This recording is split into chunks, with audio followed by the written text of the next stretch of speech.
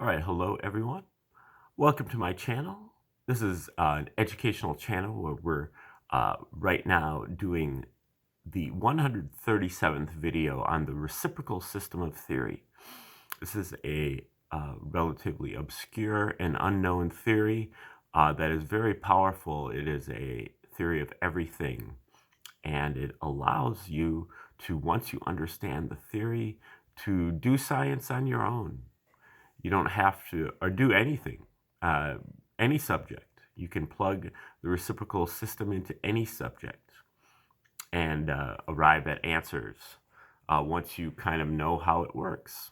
It's pretty hard, I'm not going to lie, but a lot of it is only hard because you have to unlearn stuff. You have to unlearn a lot of stuff. It's actually far more simple than legacy science or legacy anything, legacy philosophy, legacy religion, or anything like that. Now, the reciprocal system of theory was discovered by Dewey B. Larson back in the 20th century.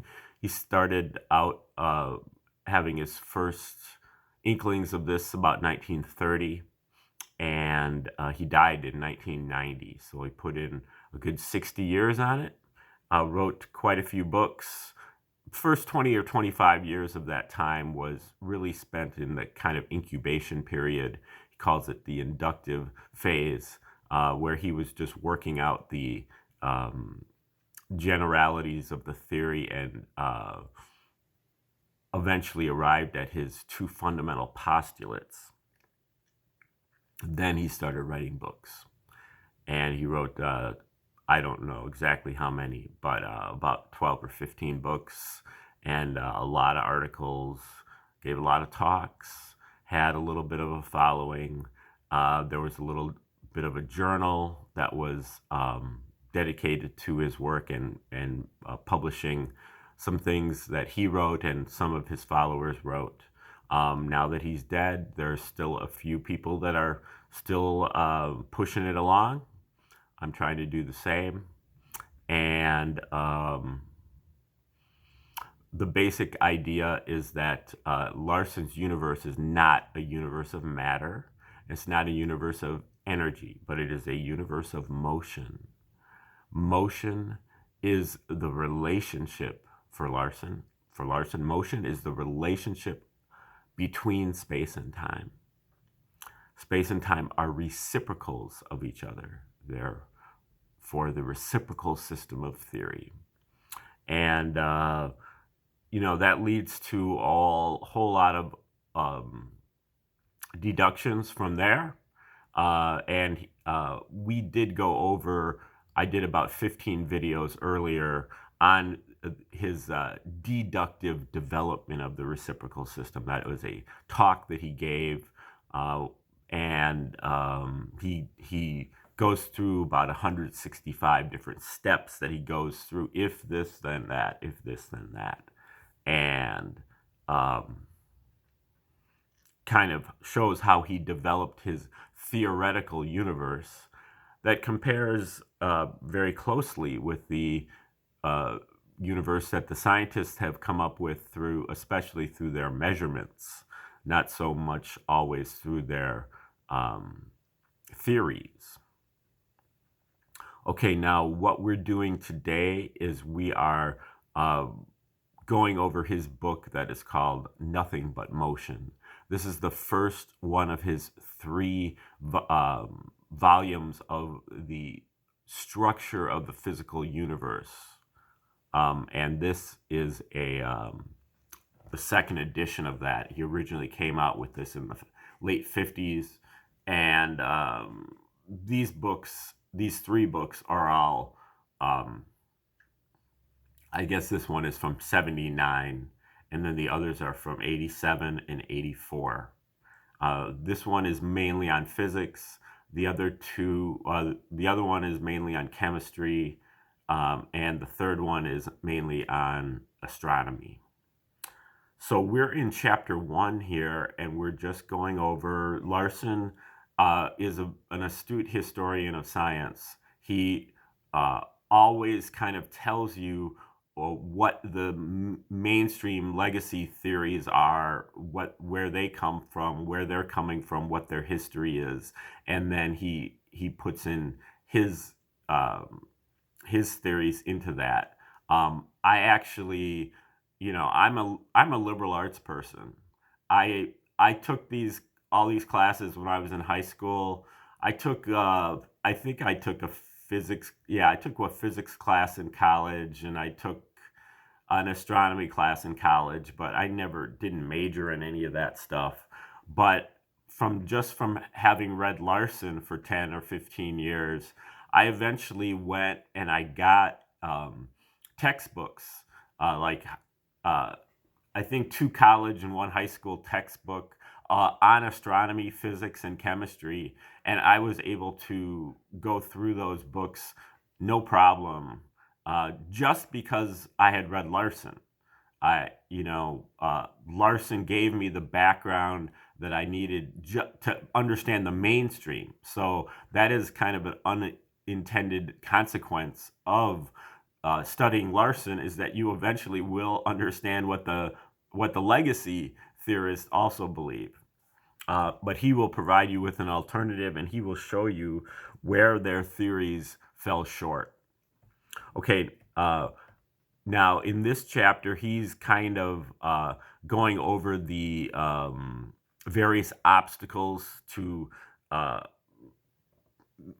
making changes in the theory, and also the weaknesses of the universe of matter concept.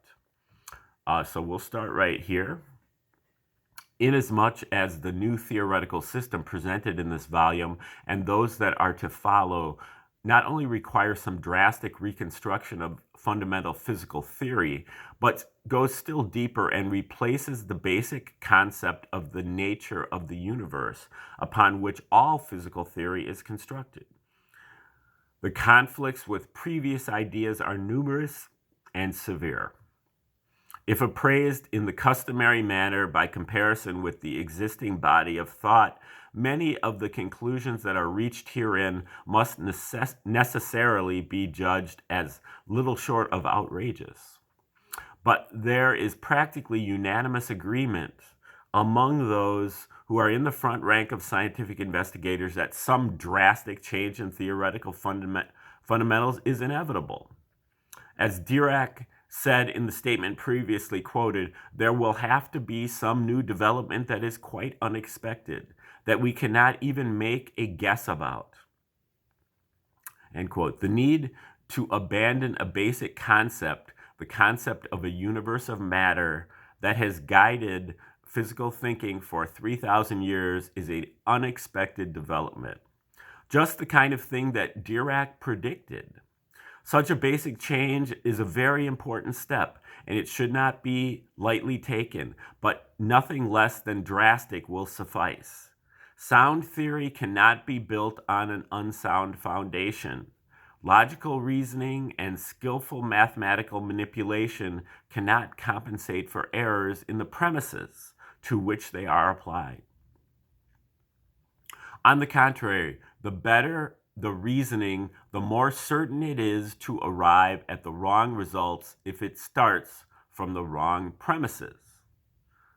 So, if you start from the wrong premises, all the reasoning in the world is just going to get you the wrong answers. Okay, now that's the end of chapter 1. Chapter 2 is called A Universe of Motion. And here we go. The thesis of the present work is that the universe in which we live is not a universe of matter, but a universe of motion, one in which the basic reality is motion, and all physical entities and phenomena, including matter, are merely manifestations of motion.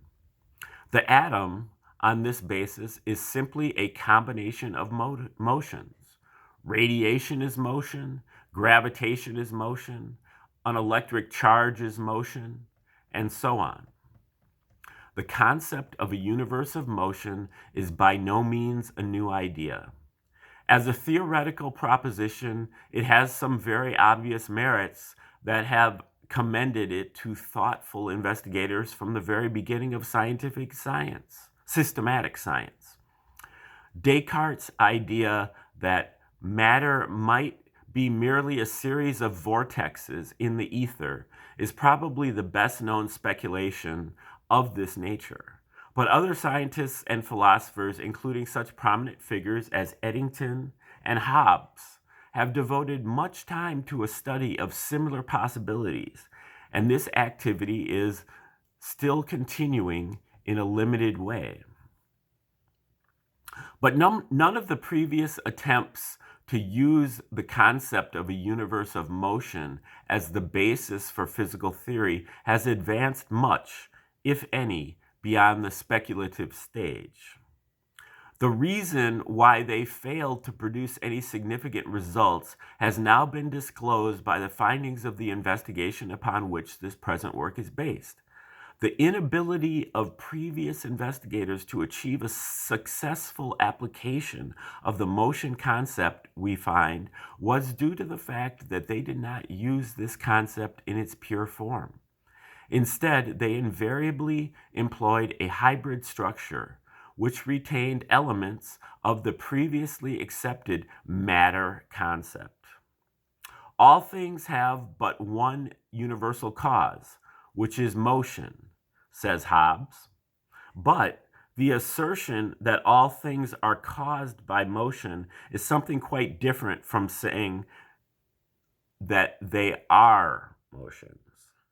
The simple concept of a universe of motion without additions or modifications, the concept utilized in this present work, is that of a universe which is composed entirely of motion. The significant difference between these two viewpoints lies in the role that they assign to space and time. In a universe of matter, it is necessary to have a background or setting in which the matter exists and undergoes physical processes. And it is assumed that space and time provide the necessary setting for physical action. Many differences of opinion have arisen with respect to the details, particularly with respect to space, whether or not space is absolute and immovable, whether such a thing as empty space is possible, whether or not space and time are interconnected, and so on. But throughout all of the development of thought on the subject, the basic concept of space as a setting for the action of the universe has remained intact. As summarized by J.D. North, quote, most people would accept the following: space is that in which material objects are situated and through which they move. It is a background for objects of which it is independent.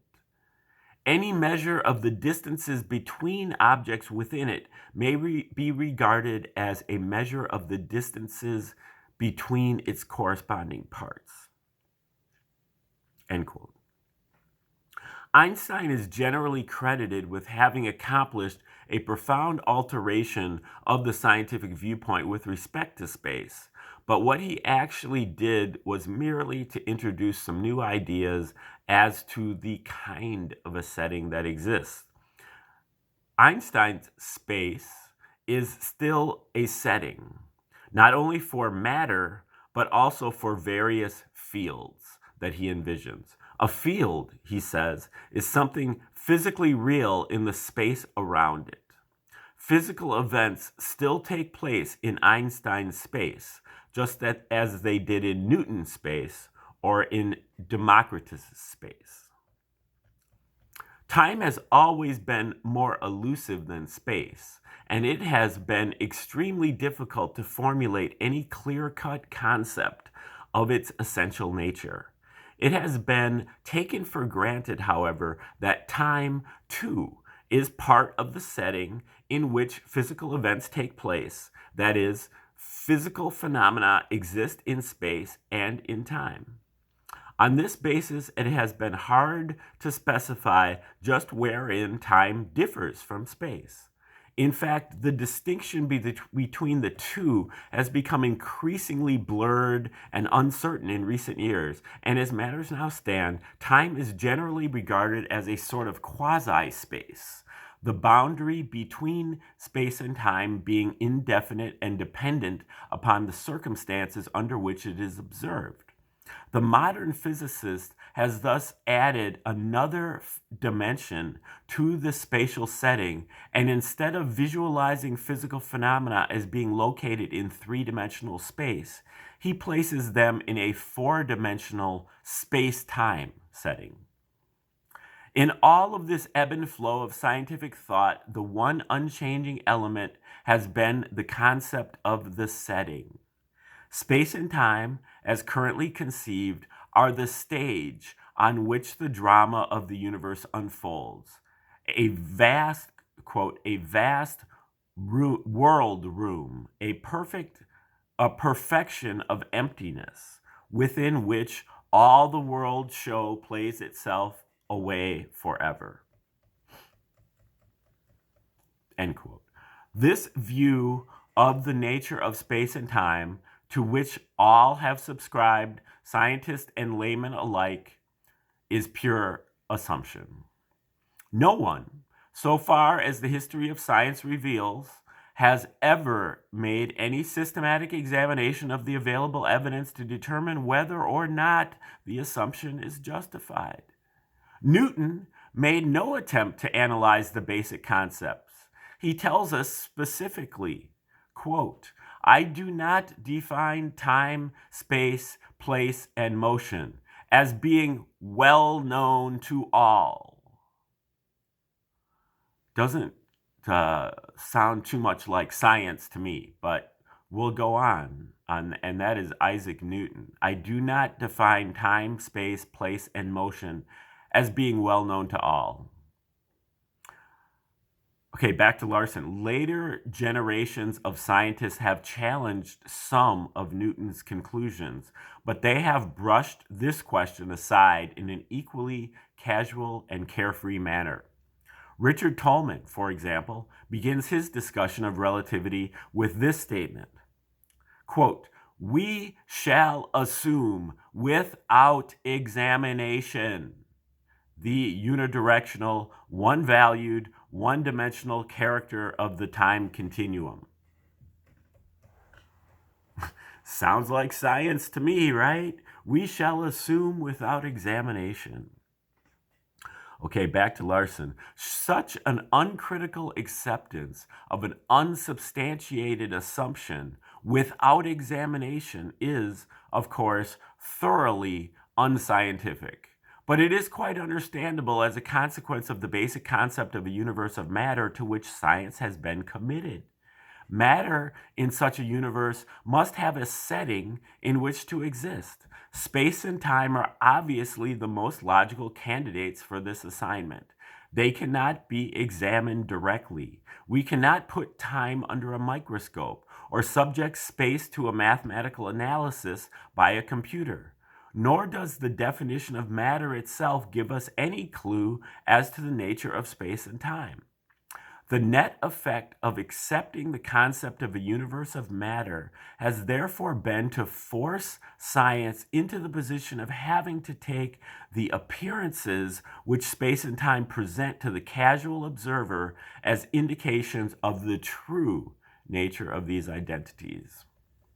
In a universe of motion, one in which everything physical is a manifestation of motion, this uncertainty does not exist, as a specific definition of space and time is implicit in the definition of motion. It should be understood in this connection that the term motion, as used herein, refers to motion as customarily defined for scientific and engineering purposes. That is, motion is a relation between space and time and is measured as speed or velocity.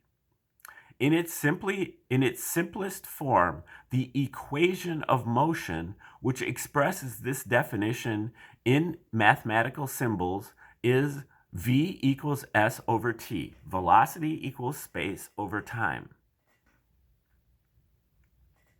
The definition, as stated, the standard scientific definition, we may call it, is not the only way in which motion can be defined, but it is the only definition that has any relevance to the development in this work. The basic postulate of the work is that the physical universe is composed entirely of motion, as thus defined. What we are undertaking to do is to describe the consequences that necessarily follow in a universe composed of this kind of motion. Whether or not one might prefer to define motion in some other way and what the consequences of such a definition might be has no bearing on the present undertaking. Obviously, the equation of motion, which defines motion in terms of space and time, likewise defines space and time in terms of motion. It tells us that in motion, space and time are the two reciprocal aspects of that motion and nothing else. In a universe of matter, the fact that space and time have this significance in motion would not preclude them from having some other significance in a different connection. But when it is specified that motion is the sole constituent of the physical universe, space and time cannot have any significance anywhere in that universe other than that which they have as aspects of motion. Under these circumstances, the equation of motion is a complete definition of the role of space and time in the physical universe. We thus arrive at the conclusion that space and time are simply the two reciprocal aspects of motion and have no other significance. Okay, we're going to leave it there. We'll start up tomorrow with that. Thanks for tuning in. Have a great day.